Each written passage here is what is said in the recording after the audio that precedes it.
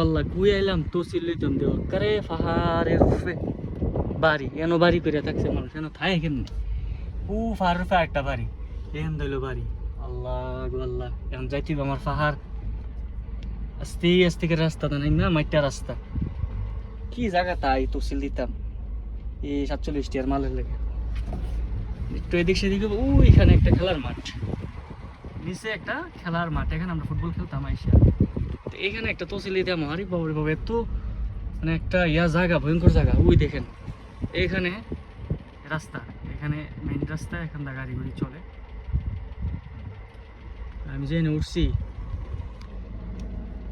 ওই গাড়ি চলতেছে এই যে দেখো নিচের দিকে একদম ঢালু জায়গা মাইটা রাস্তা তারপর আবার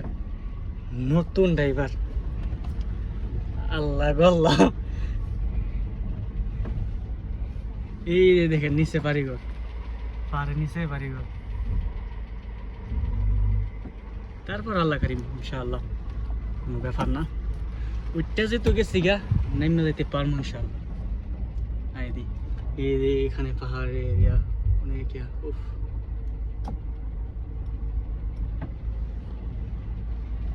আমার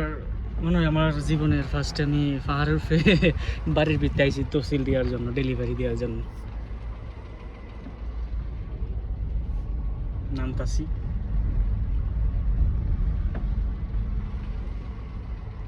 এই যে দেখেন পাথরের পাহাড় এই যে পাহাড়টা এইখান দিয়ে রাস্তা ছিল আমি এখান দিয়ে উঠছি এইখান দিয়ে উপরে একদম উপরে ওইদিকে বাড়ি আর এখান তো পাহাড় পাহাড়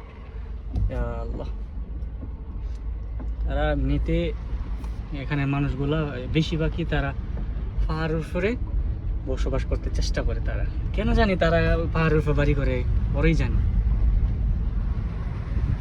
যাক নেমে গেলাম আলহামদুলিল্লাহ